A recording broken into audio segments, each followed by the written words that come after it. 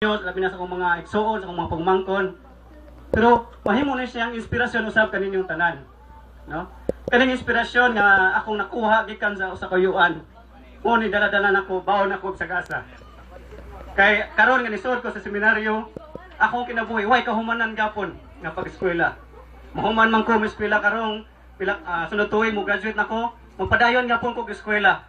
Akong kinabuhi sige lang dinang eskwela. Usa ka inspirasyon gikan gihatag niyang Carlito. Di gana nako makalimtan, di hinapita, gisulti niya nako. Basta naay chance ang eskwela ko dinahimo. 2, 3, 4, 5 hantod pila ka kurso imong mahuman. Mo na iyang gikuha nako. Pero tungod kay karong higayon na dili man selebrasyon ni Uncle Carlito, although na-inspire ko niya, karong higayon na selebrasyon man ni Lula Andang. Ako usab ipaambit kanyang tanan. Akong nakatuna ni Lula.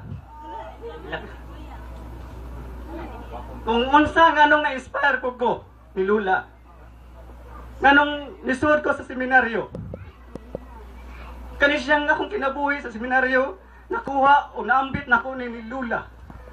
Walay isa sa mga igsuon o anak ni Lula na Diyos nun. Ako musulti sa tubangan yung tanan, kung kisay Diyos nun sa inyong mga igsuon o anak ni Lula, wala.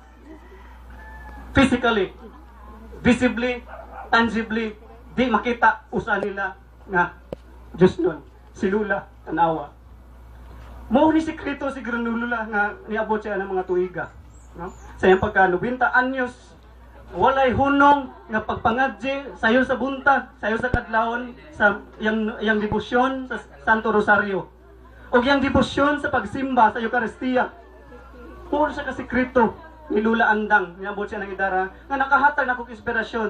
Tungod sa una sa pagbiya ni Papa namo sa among pamilya, diha ko nagtubo o nagdako nila ni Lula o ni Lulo. Nag-amgo ko sa pagka-Diyos no ni Lula, pag-ato sa simbahan ni Lula, muna nakaton ko sa una nag-lead sa barangay, dirin sa barangay, daw life lang sila kayo.